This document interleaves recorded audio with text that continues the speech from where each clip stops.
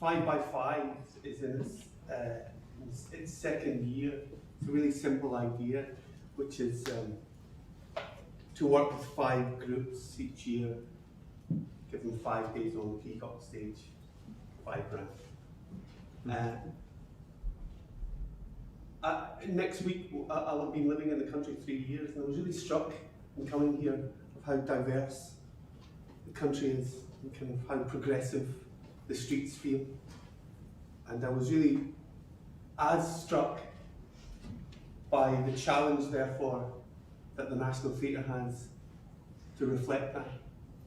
So 5x5 is really an attempt to start to engage with those people who perhaps mistakenly think that the Abbey is not their home, that the Abbey is not a place where their voice can be heard. And so this is the beginning of I hope, a long and fruitful relationship with a whole number of artists. Because at the heart of this is the idea or the question that if the next great Irish artist is currently in a direct provision centre, or currently working in a women's collective in Tala, it is our responsibility to find them, to give them voice. And that's why we're here today, which is to welcome SoloSIRENs. It's a women's collective working at Tala, who knew?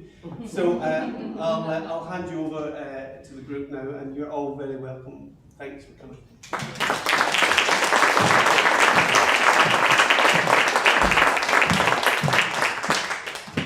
Okay, good afternoon. Thank you so much for being here. Your presence is really important to our process.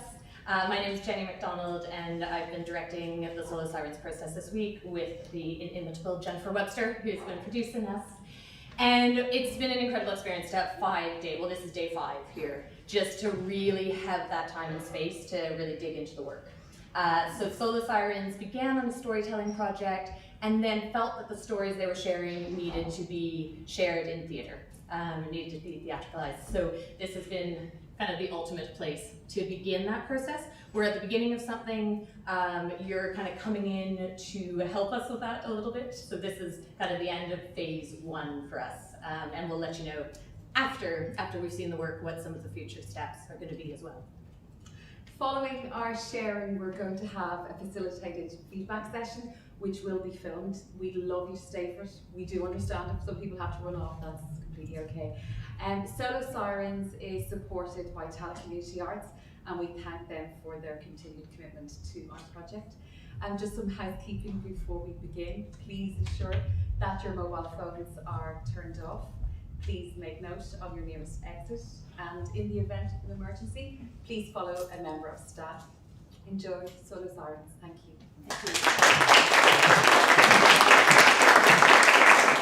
I remember when I was in New York, because when I came in here the first day, the stage was so big, and it just reminded me of when I was in New York, because it was my own little theatre space, and yeah, I was in New York.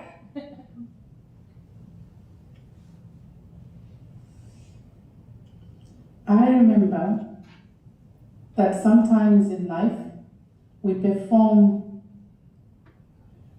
for other people and do things we don't like and be people we don't want to be just to fit in. And I've decided that I'm going to do something I love. I remember when I was younger and I always wanted to perform in a theater, and now it's finally happening and I'm so happy about it. I remember when I came to Ireland, I was so happy. I remember last year when I did telling a story with Phil, with Jenny and Gabby and Jennifer and Tala Community Art. It's an amazing course.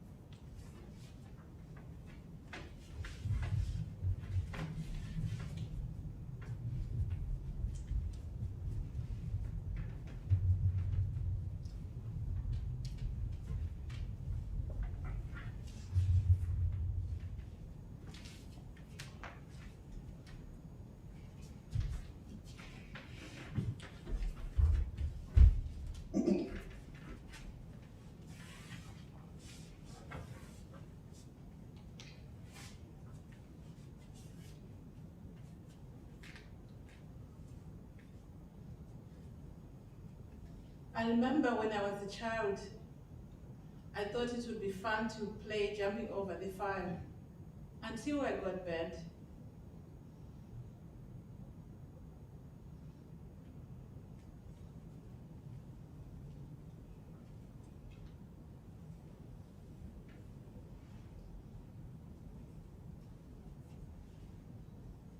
I remember when I was younger, I liked playing in the snow.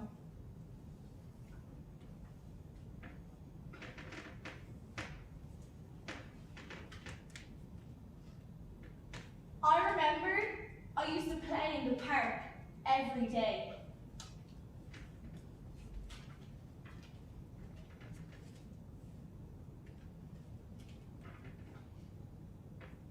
I remember when life was simple.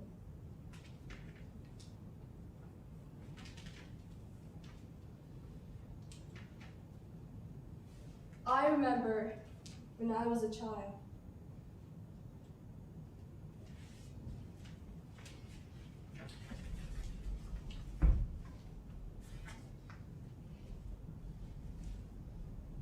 On a very sunny day, where all my cousins were playing outside, I decided to go on a swing and stand on it without holding anything. My cousin, who's a boy, pushed me, and I fell. Now, I have a long scar on my arm, and I don't like to show it.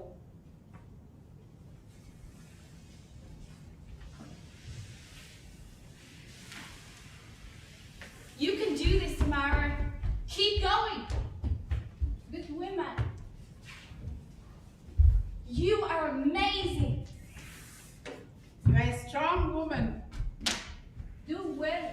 You're so powerful. Well done. Go, Alex. You can do this. We're here to support you. Woo! That was beautiful. Follow your instincts. Great woman. I love that. That was so good.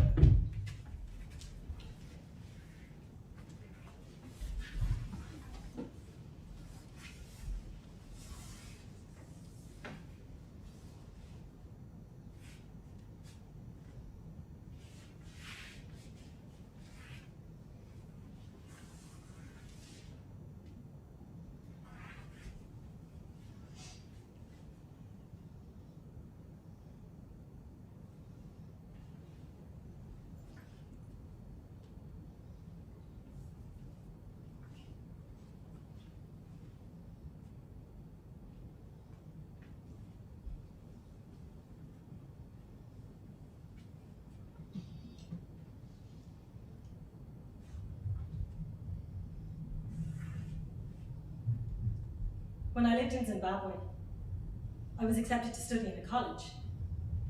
And in Zimbabwe, to get into a college, you need to know someone. So I had this friend whose neighbor had a family member who worked in this college. So I got a place. And in my first year, I lived on campus. And the thing is, in Zimbabwe, there's no nightlife. Unless you have a car, everyone goes home at 7. But because I lived on campus, I was able to go out at night. So we used to go to this fast food place and get food and play pool. And we became really good friends, this group of girls and me. And one of the girls, she had this boyfriend. And we made a pact that if one of us had a boyfriend and we found out that he was cheating, we'd tell them. And this girl's boyfriend, he had a friend, and he was in our class. And I think he had a bit of a thing for me. Because someone told me he was going to ask me out, but then he didn't. But then this one day, I met him with his mom, and she seemed really happy to see me. So I think he might have told her we were dating. I don't want to know. Anyway, this guy's friend, he came to me and he said, your friend's boyfriend, he's cheating with this other girl. And he brought this other girl home to meet his family, which in Zimbabwe means you're serious. So he said, you need to tell your friend. But I didn't think I was the right person to do that. So I told her friend, and I asked her to tell her friend. The next day, I got up in the morning, and they'd already gone down for breakfast. So I followed them down, but when I arrived, they all got up and walked away. So later that day I said, why did you do that? And my friend, she said, I told our friend what you said about her boyfriend, and she says you're lying, and she's really mad with you. So we stopped being friends. But years later, I found out that her boyfriend, he married this girl. So the story was true.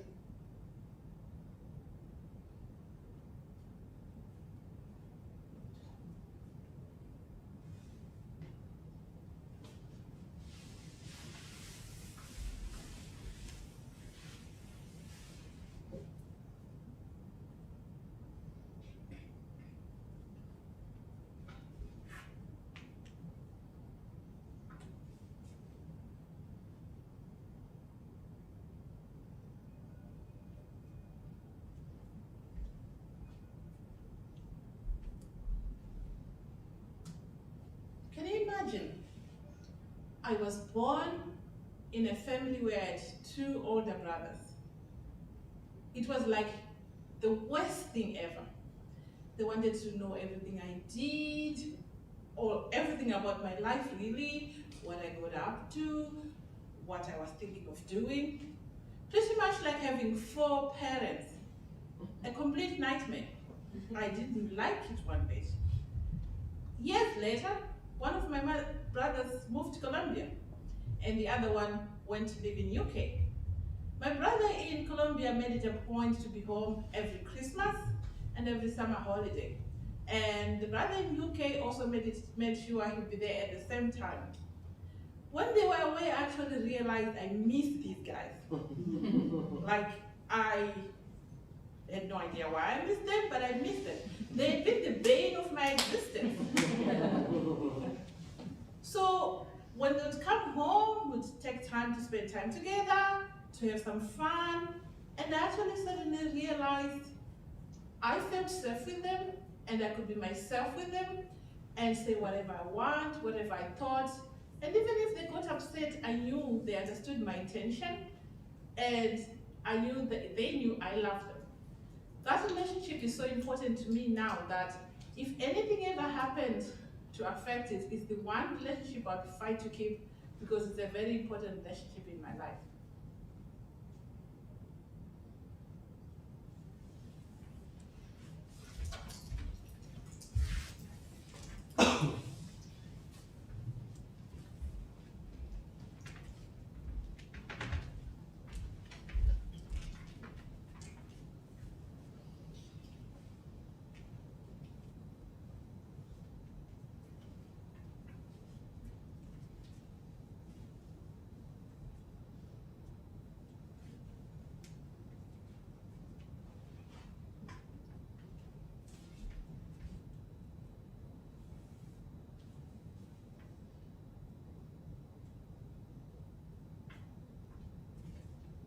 What's your 5-year plan?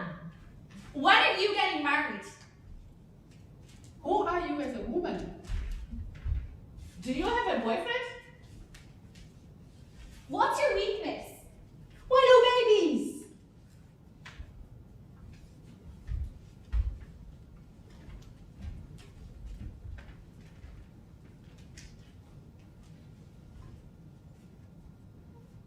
So when I was 6 months pregnant, I decided one day to go for a long walk because I was bored staying indoors. And I went with my friend, and as we walked, I was enjoying the walk, and then I saw this stream of water. And I didn't want to walk like over it. I decided to jump. As I was in midair, I heard this little bell from behind. And the next thing, I fell on the ground.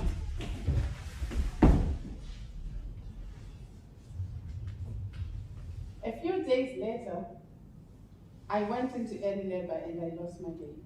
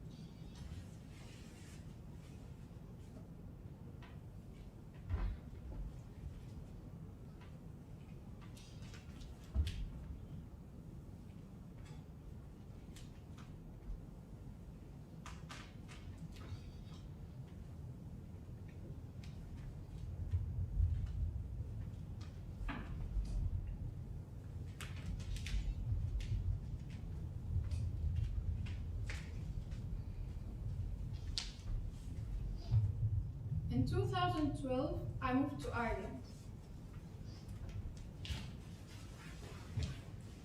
After 1 week or two, I started primary school.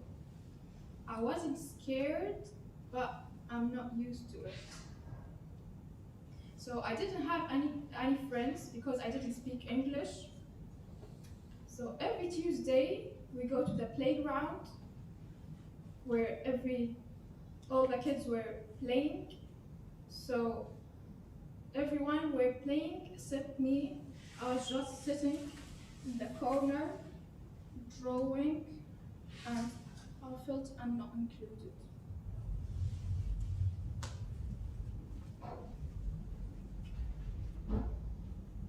In the big city where I'm from, there's a lot of war.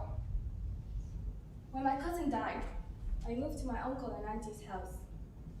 There, we eat a lot, and we play together. I love it here.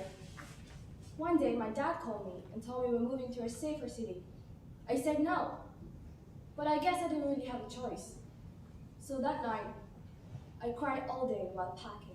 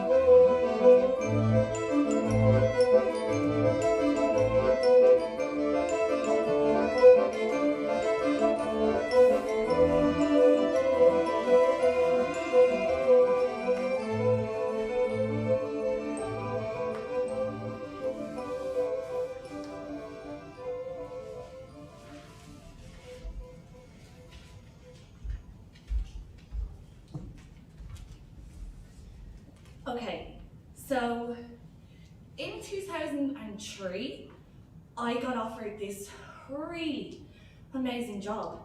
It was in a college, in a library, and I was so excited because I love to read. So I was really excited starting, but when I got there, it wasn't what I expected because all these people were so negative. They didn't get my vibe. Anyway, I'd go home to my husband and I'd rant for about an hour to him, and he'd always listen. And the one thing that stuck out for me was he'd say, Do you need a feel-good hug? I would always reply with, yes. So anyway, I had no option to leave this job because I was the main breadwinner in the family. So I continued to go and continued to work in this environment I didn't like. But it came to a stage where it wasn't just my mental health, my physical health suffered. My lungs collapsed and I almost died.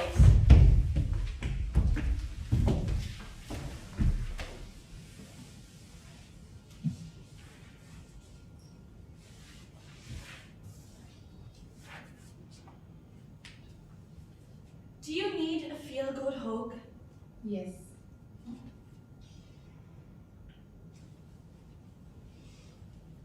So when I was a little girl, my mom and my 3 brothers, we all moved to a new place. And this new place, we had a lovely house, it was all nice, but there was no community spirit. We didn't get any help, and everything was a struggle. I just didn't understand what was going on.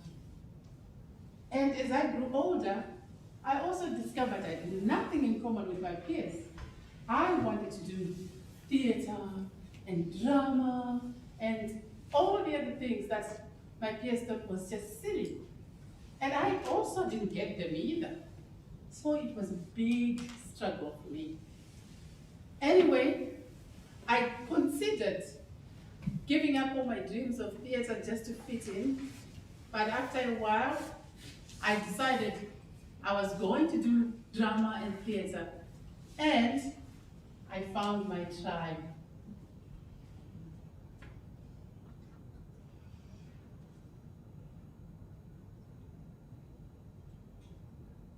I believe in the power of human connection. I believe anyone can live a joyful life in any situation, anytime, as long as they keep choosing joy. I believe that people can fly. I believe that every difficult journey has a beautiful destination. I believe that love is expansive and it can grow if you pay attention to it. I believe that every single human being can make a change and a change to society. I believe that anyone learning English language.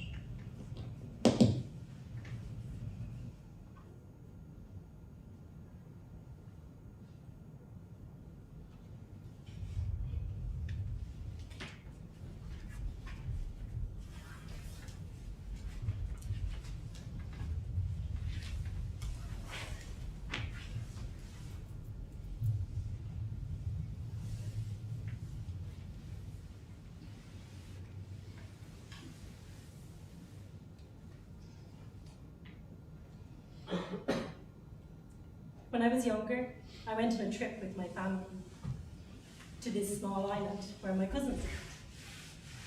And we got a boat to this island. And the boat had a glass floor, so you could see right down to the sea, and you could see the fish. And the water was so calm and so clear. So when we got to the island, we did a bit of shopping and we hung out a bit. When we came back, my cousin asked me, "Let's go to the shop." And I said, "I have to ask my mom." My cousin said, "No, it's fine. We do this all the time. Let's just go."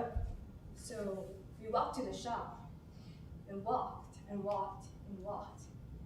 We got some sweets, and then when we came back, everyone was looking at me. I was confused. And then my mom came to me. And she said, "Where were you?" And I said, "We were at the shop." And she said, "We were so worried. We thought something happened. We thought you fell in the sea." And I was like, "I'm sorry." And she was like, "Don't ever do that again." She was so mad.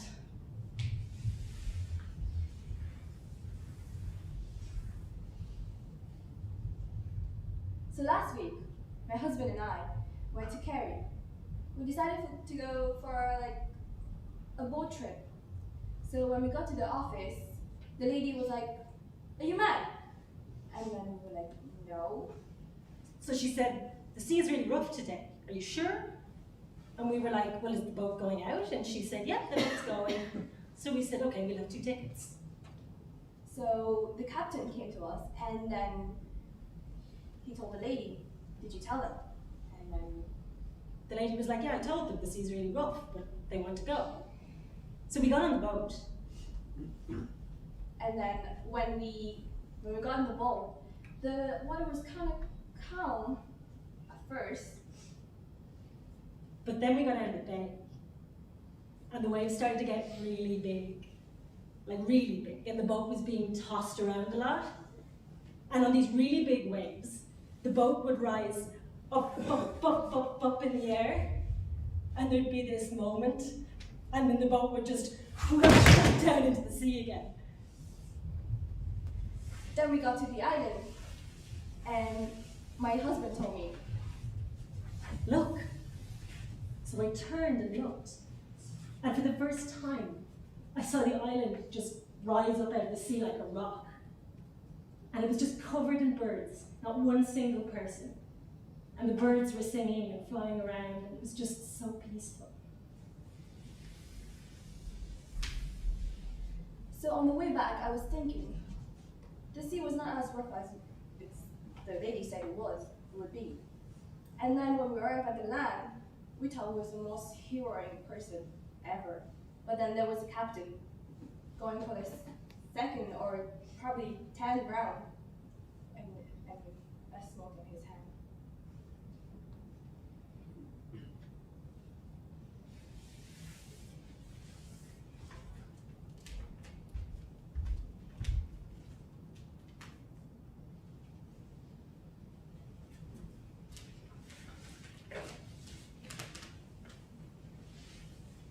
When I was 8, I remember coming back from school, turning back around and seeing the scariest cloud ever. I'd never seen anything like it. But the only thing I knew is I had to get home because it's the only place I knew I could be safe. So I ran. I ran faster than I ever ran before in my life. I passed the church and they called me in for shelter and I said no, and I kept going. The hailstones were coming and it caught me just as I got turned into my street. The lady on the first house said, "Come in for shelter." And I said no and kept running home. And when I walked in, I thought my mom just stood there looking at me and said, "Typical, you're just like your dad," with a smile on her face. And I laughed with pure joy because I took it as a compliment, because I had outrun the worst hailstorm ever.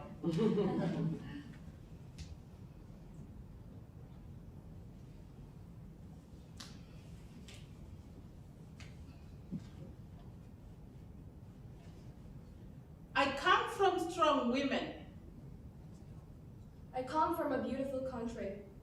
I come from Green Mountain. I come from big city. I come from a loving family. I come from Tala. I come from a madhouse.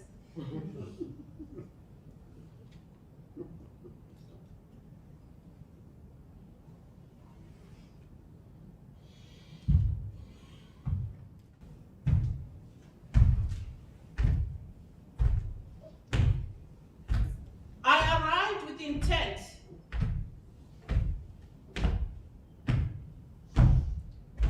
I arrived with hope. I arrived with power. I arrived with happiness. I arrived with confidence. I arrived with wonder.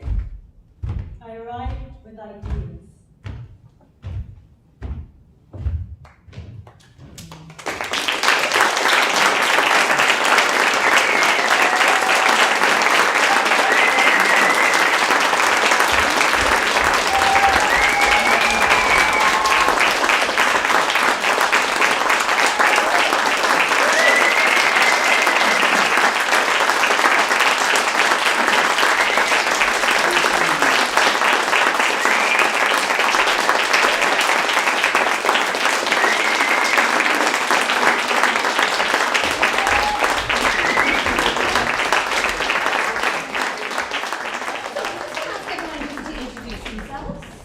maybe starting with Eva. My name is Eva. My name is Loba. I'm Nerita. I'm Samara. Melody. Hi, I'm Alex. I'm Naima. And this is Martha, who has been our emerging producer all week and given us so much help and support. And she's now going to be our scribe for this discussion. So we just have a couple of questions for you, and what we're going to do is give you a question, ask you to have a little chat first with people sitting around you, maybe whoever's sitting next to you, or if you're in a little group, and then we'll ask for some of the answers so that Martha can get those down, and when we get back to work in the upcoming weeks on the piece. This piece is this was phase 1, as I said, and we're going to develop the piece. It's going to be presented at the Civic Theatre next December. And it's being presented as part of a series of works by women artists. So the first question that we want to ask you is, what awakened your curiosity in the performance you saw today? So just have a chat for a minute or two with anyone sitting near you.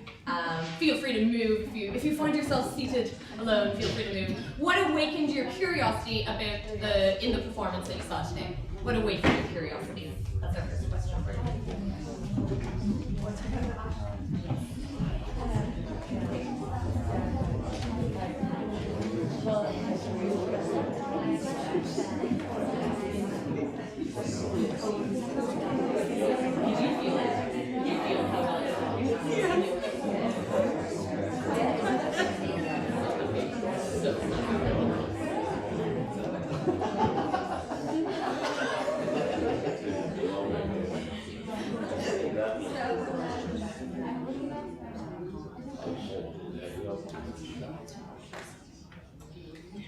Okay, so we'll grab that pause. It sounds like there's a pause in most of the chat. And can we just hear a few of the things that people have been talking about? Is anybody happy to let us know what awakened their curiosity? Yeah, you folks are? Yeah. For us here, she was their stories.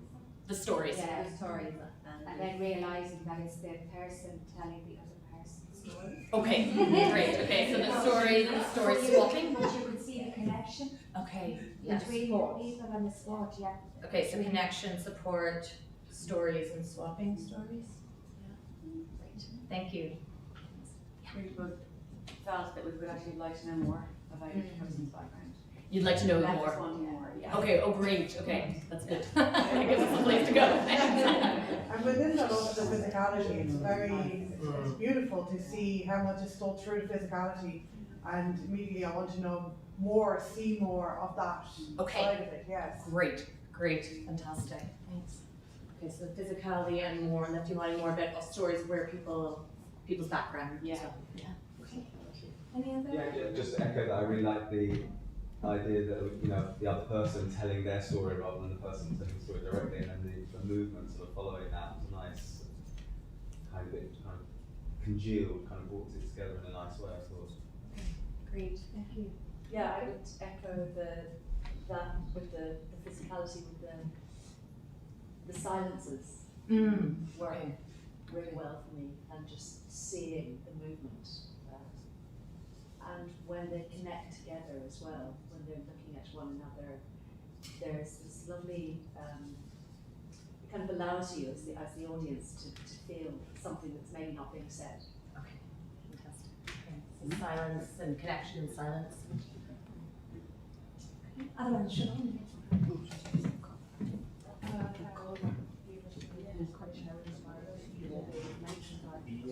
What part of that is well, of positive even throughout for like being part of like I am strong, I am powerful, I feel love, that positivity is radiated throughout their performance onto us. Okay, so inspiration, positivity, the sense of strength and power in women. Yeah. And I think having that stated really clearly out loud, like with no, like it's just there. Yeah. Yeah. As well, when the stories were told, and you have in the background everyone else kind of staging the scene in that sense to underline what is actually happening. That was really, powerful. Like you really felt like that everyone's included and gives you a good idea of what's happening. the support, the play with like everyone, one with one another there. That's, you know what I mean? Like I do, yeah, absolutely. So the people are sort of like, somebody's telling a story, but in some ways everybody's part of it. part of it, exactly, staging it, Physicality in the and background staging. and giving the story a context, a physical context. A physical context. Okay, thanks. Don't know if I should just speak, but I felt that the duality of the storytelling are really nice, different people's voices, like you were saying, and also the amount of things unsaid.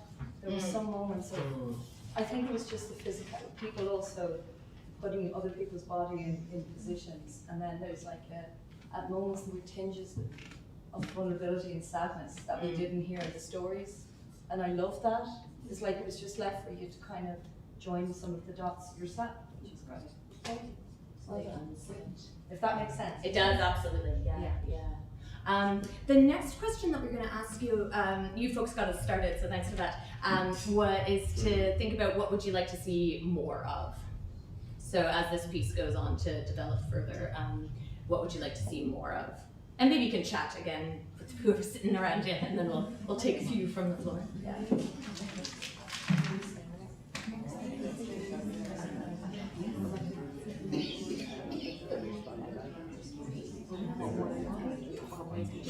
Do you know what I'm saying?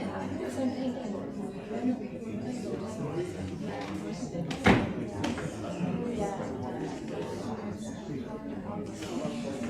Not necessarily. Just not necessarily. So, no. Yeah. Well, I don't know, maybe more. So that's it. Yeah.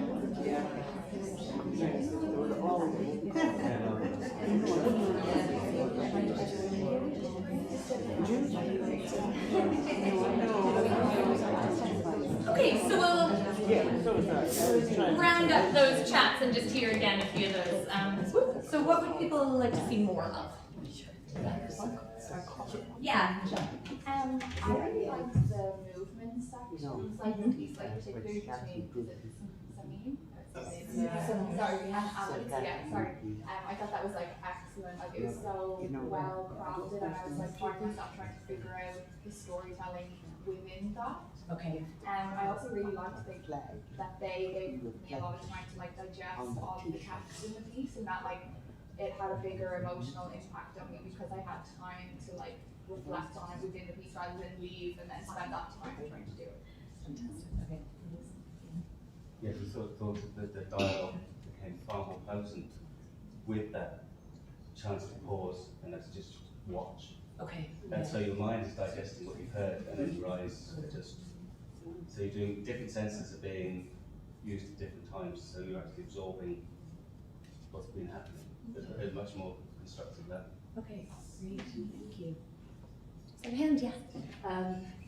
I loved at the beginning just hearing the voice and hearing the sound of the footsteps coming on and seeing them as a group, and what struck me was the colour, this just burst of colour. And they were lovely, I felt the moments where they really worked together as a group and moved together as a group. It was a lovely moment when you were talking about Zimbabwe and you turned to look at the cloud and it all turned into darkness behind you. I could really see the cloud, but there was something beautiful about you all working as a group, and I found those moments very powerful. I'm sorry. Oh, no. Yourself and then Ashley. I love the emphasis on the more positive aspects, like when we tell stories about women and empowerment, we tend to see the more darker side of it. Okay. So it was nice to see the switch in which both were looked at, but it was done in such just you didn't, when the performance finished, you didn't leave you feeling upset. Like it was very much an empowering thing, like there's these moments of light within all of it. Yeah, fantastic. Very much what Ashley was saying, we've been just talking about that, because initially when you asked that question, I was thinking, I'd love to see a little bit some of the darker stuff. And then I had to catch myself and go, why? Why do I? Because you hear, oh, it's going to be stories of women, you know, and I'm thinking, you know, and like the feel-good hug, where the husband gives the feel-good hug, and not like just crap. You know, so I'm really just saying that because I had to catch myself and go, why did I want the darker stuff? So that to me is fascinating. Can I just add, in addition to that, it's interesting because of course I want to know the stories, like you're saying, from when you're coming from countries outside of Ireland and having come through difficulties. You mentioned war at one point, and there's obviously part of me want to know more about those stories.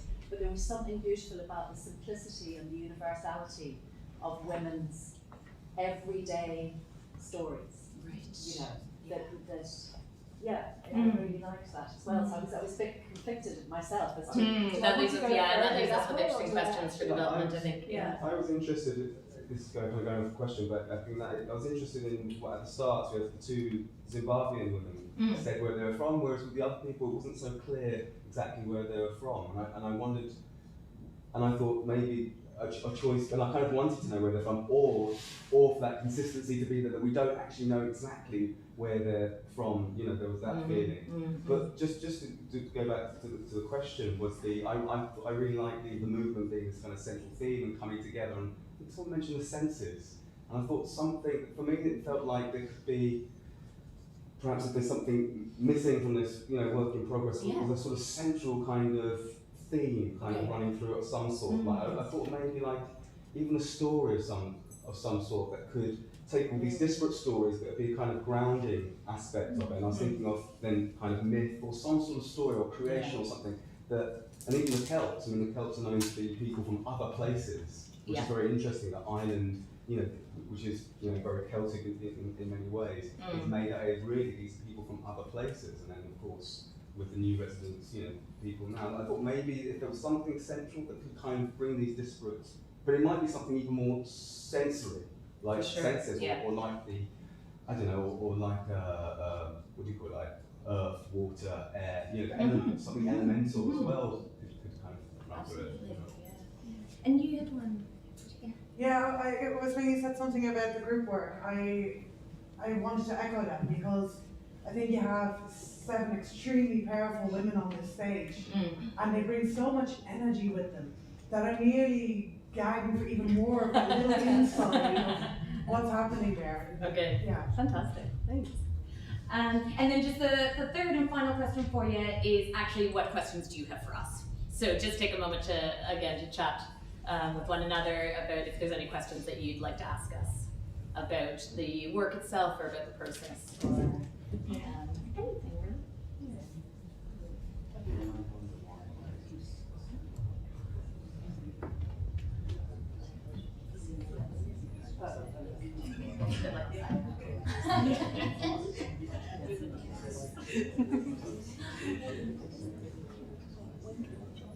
Don't feel like you can't say stuff. Don't feel like you can't talk from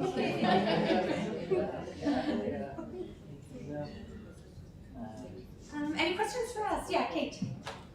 Yeah, I think I'm really curious about, in the process, for each of you, what was easy and what was hard in the process? So this is a bit like the I am game with the chairs, so anybody can go at any time. Feel free to listen and jump on something somebody else says, but yeah. Anyone So I'm in love with Jenny because which one? Two Jennys. Yeah. So because Jenny, our director, she just, when you're doing the process, like even when we started on Monday and we did a lot, we only realized at the end of the day when we were writing down what we did that we realized we done so much, because she would give you a question and then and then she puts you in groups and says you work on this and you work on that and then bring it all together, and then now it starts to make sense. So as we were trying to choose what we were going to present here, which was like 2 days ago, wow. It wasn't difficult at all. There was no process for me that was difficult because it wasn't like we have this and you have to produce it. It was like we have different parts and we have to just bring it all together, that it didn't seem momentous or complicated. Yeah, that's the word. Complicated, that we just like, sure. After we had run it once yesterday, we kind of said, oh, it's actually a thing. Before it just seemed like it was different parts of something that we were not even sure. But that made it easy for me. Moments of ease, moments of difficulty. I think the easiest bit for me was actually the connection that we all developed with each other, because I didn't actually intend to do this. I came for one day and I ended up staying for the whole thing. Starting the process, just because when I walked into the room and I met everyone, I couldn't not come back. So that was the easy bit. I found the process this week hard. I was drained at the end of every day. You're giving. The end of the week was easier because we created, but the start of the week where you're having to generate things was exhausting, but rewarding as well.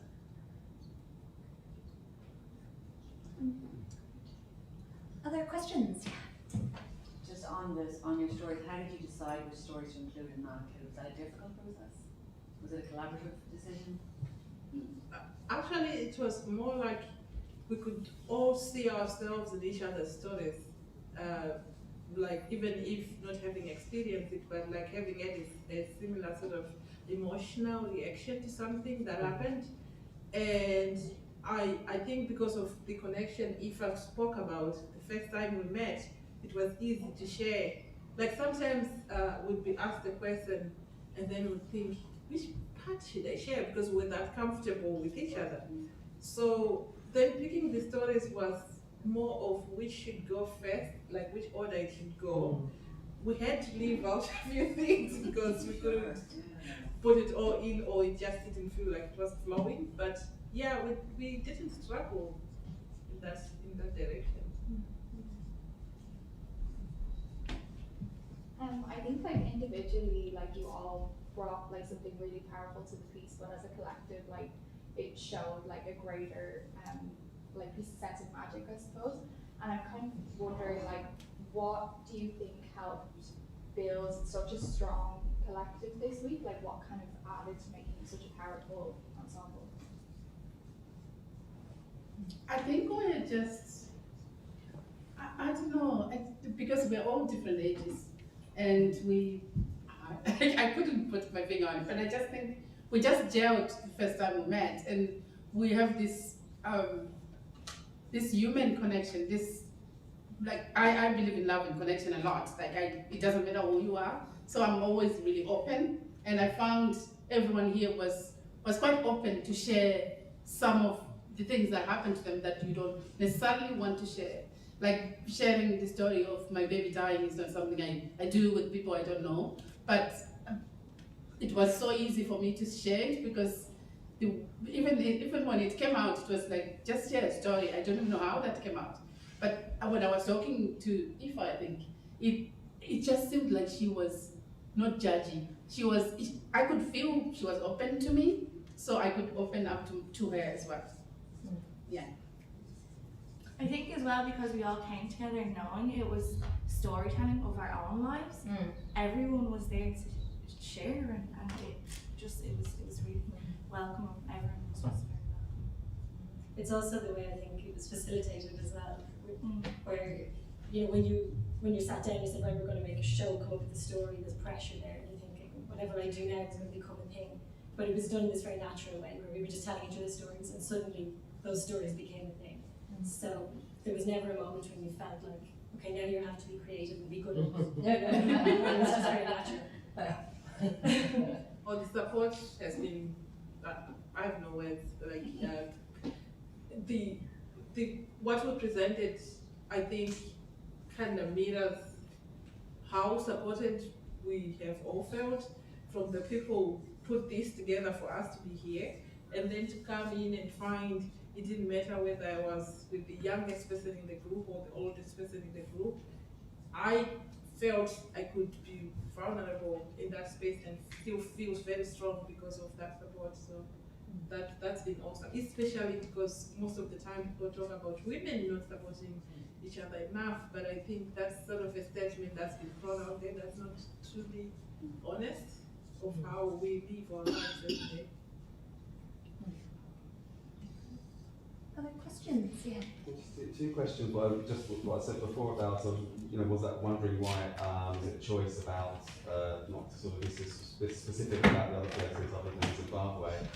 And the other question was, is there anyone from Eastern Europe in the group? Because so many Eastern Europeans, of course, in Ireland, and yet they're very underrepresented in the arts. And I think it would be really nice to have heard someone from Poland or wherever in Eastern Europe.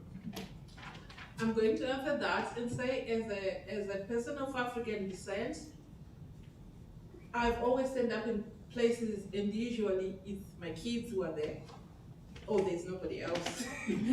So I think speaking from that point, sometimes you forget what colonialism has done to people and what is now considered important or less important. Like the arts and culture for people who have been oppressed does not bring food home. So here is like a place where you come, say, to Ireland or somewhere peaceful, where you start thinking, I need to build my wealth and my sense of security. So the arts is like it's like going to the park and play. It's not a necessity. It's a luxury you do when you have the space, when you have the time and the support. So I think there's more work that needs to be put in to say, go to the arts and play rather than use it as a form of income. And then if you go and play, you could discover, I could do more with this. Very well said. So I didn't understand that. What's that to do with my Okay, question so the Eastern not European. mentioning? No, I wasn't criticising you mentioning Zimbabwe. I wanted to know why the other countries weren't mentioned. That was my question. Yeah, we actually didn't mention Zimbabwe, because we are from Zimbabwe, so you just assumed. Oh, so the other countries were mentioned. Yeah, we decided we were not going to say which countries. I mentioned Zimbabwe. Oh, yeah. What happens? I think that it is a good question. Like we tell each other the story, and then the story kind of becomes your history to tell. Yeah. So I actually can't remember if they said Zimbabwe in the story. I added that in, and in some ways we found it interesting when the stories maybe when you're going, oh, are you from Zimbabwe, or when you're married, happy to be married, you don't go enough to be married. When the stories kind of jarred a little bit, and it made it obvious that. Yeah. So maybe that influenced my choice to say Zimbabwe. I'm not sure. I don't even remember. Yeah, it was not a criticism. It was just a question as to was there a choice? Because Zimbabwe was mentioned, which was really nice, I thought, and I would like the other places to be mentioned. But I wasn't. I just was thinking of the consistency of Ireland to not mention. I think it was. Yeah, I think we were trying to allow at this stage for chance, if you know what I mean. So rather than saying we're going to make a piece and it's going to be very intercultural and so we're going to hear something about each country, we thought we're going to start with the people who end up in the room and who we effort was made for sure to diversify who ended up in the room. Because I know that doesn't happen by accident. But I think at this stage of the process, the thought was, let's see how people choose to tell their own story, and then we'll put those things together, and we'll see. And so I love that you've noticed that, and I think that gives us an interesting question to answer going forwards, because we're going to have choices to make about how much we now structure or don't structure things, and how much we whether we let that stay in that realm or we And is there anyone from Eastern Europe? In this group? Yeah. No. Well, there's lots of countries. No, but it's just something I noticed on. Absolutely. One thing just to say how wonderful this was, how important it is to hear these stories and to have it's such a beautiful thing. And it's so honest and so important. But it is something I noticed because going to Irish theatre, seeing so many a lack of diversity. Sure. So it's wonderful to see this, but and the Eastern European thing. I'm very curious because Eastern Europeans as well. There's so many great poets, so many great playwrights, and it's like, well, they're clearly here just working, but still the stories. I'm actually going to step on that and add on to say we're actually more focused on having people from Tala, which most of us are. So didn't even think beyond the borders of Tala.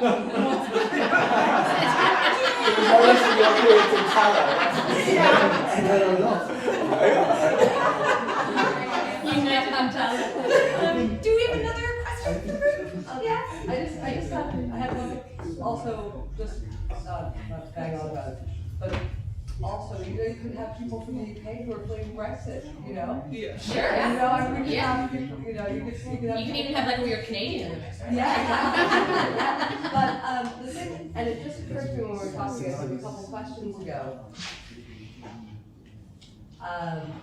But there was a theme that I observed in that, like it just kind of came to me when we were talking about, now I can't remember where we're at, anyway. But just that idea of like taking risks. There's a couple moments in the story where people are taking risks, like the jump, the standing on the swing, the going off with the cousin, and what happens in those moments of risk. Mm-hmm. It just like it kind of hit me there, and I was like, oh my god, because like this positive, it's like we are strong, we're really, really empowered, we're able to take risks, but then there's sometimes something happens, and then like what happens after that? And not like in terms of, you know, maybe a strict narrative, like this happens, or I took a risk and I was, you know.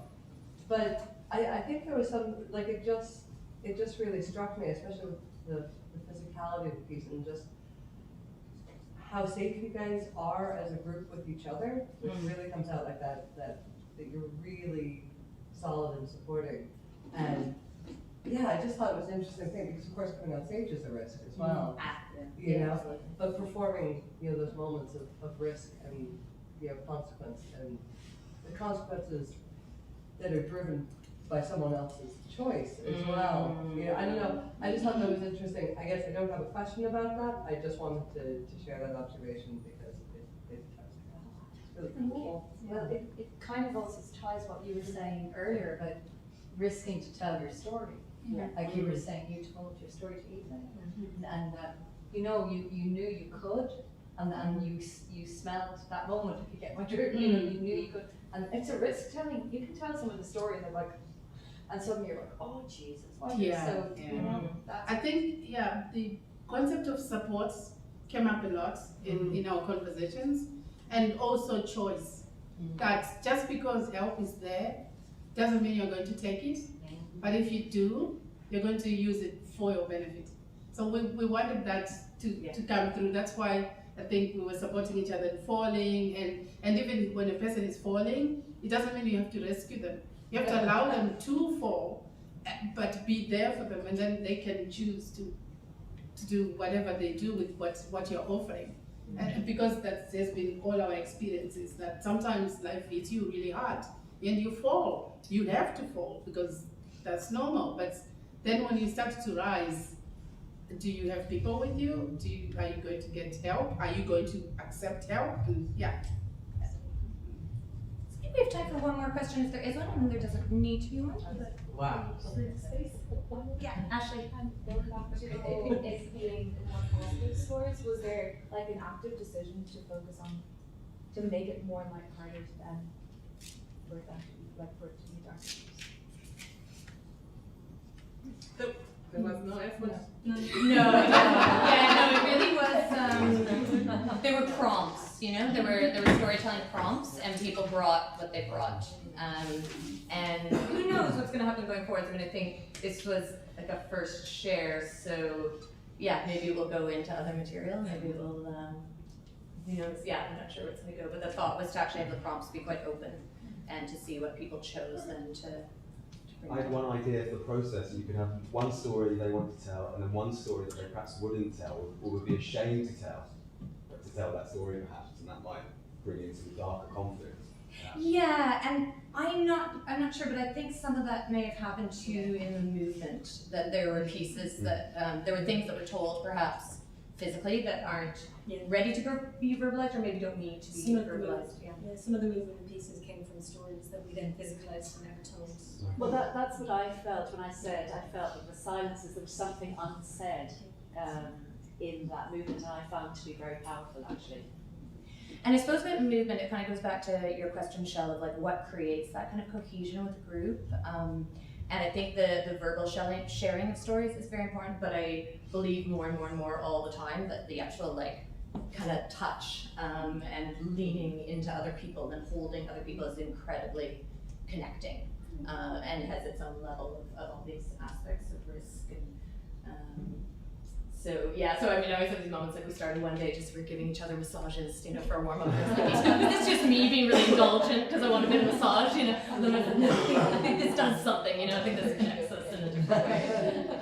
There's also something very powerful about having shared experiences and shared stories as women, Absolutely. as opposed to being defined from where you've come from and from the war or from awful experiences that have happened. But those shared experiences, I think, yes. And I suppose being defined as a woman too, you know, yeah. Stories of women are often told, not by women. Yes. So one nice idea might be another idea man just is to tell the personal story which you've got, and then maybe tell a cultural story from that place. And maybe that may be a lovely kind of interweaving. Absolutely. Yeah. Joe, we'll finish with you. Did any of them feel nervous? Great question. Great question. Coming out to such a theatre as this. No? There was more excitement than nerves. Like I think there may be a diversity of I'm not seeing anybody there. It was great. So it kind of took out. I'm not. You think you're on the Ed Sullivan Show, And there's one other thing I thought, the march on and the march off. Nothing said.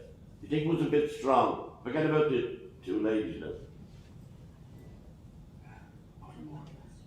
The machine and the machine. Do you think it was too? Do you think it was too strong? Is that the question? Yeah. What, there was nothing said, but why was there a march on? And I mean, it took, you could hear it before you came on, and then right to the centre of the stage, you know, of the feet. And then going on as well. Yeah.